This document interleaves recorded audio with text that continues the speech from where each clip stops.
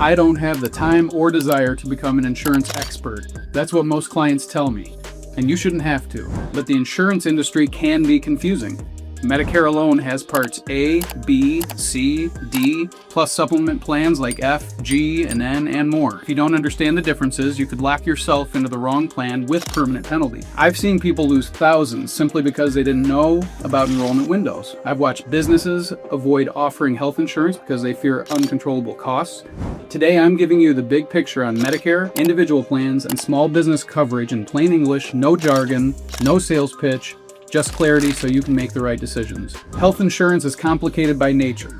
The cost of confusion is real. Pick the wrong Medicare plan, and you could overpay or lack coverage when you need it most. Choose an ACA plan when short-term medical would have saved you thousands of dollars this year, and that money's gone.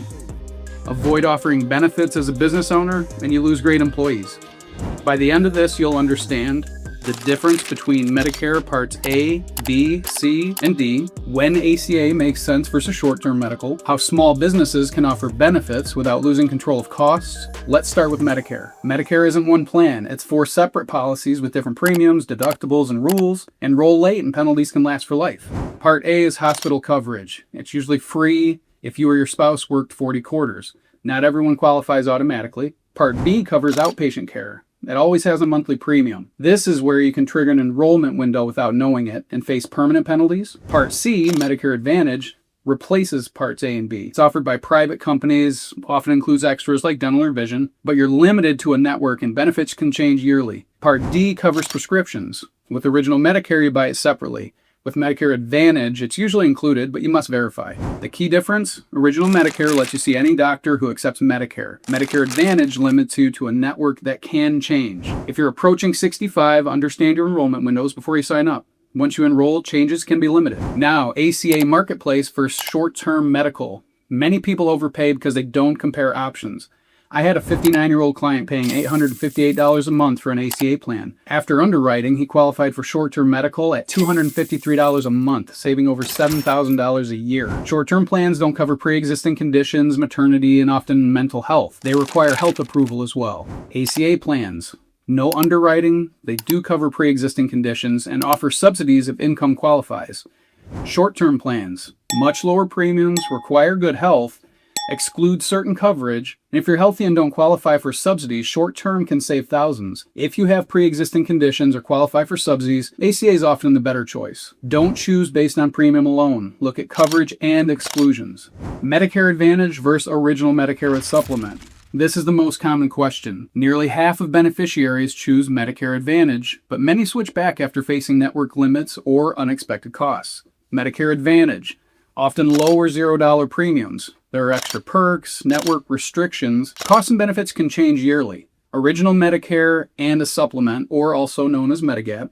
Higher monthly premium, but nationwide access to doctors, more stable, predictable costs. Advantage may work if you're healthy and comfortable with networks. If you travel, want flexibility, or have chronic conditions, original Medicare with a supplement often provides more stability. So choose based on long-term needs, not just premium. Health insurance for small businesses. Many small business owners think benefits are unaffordable. That's not always true.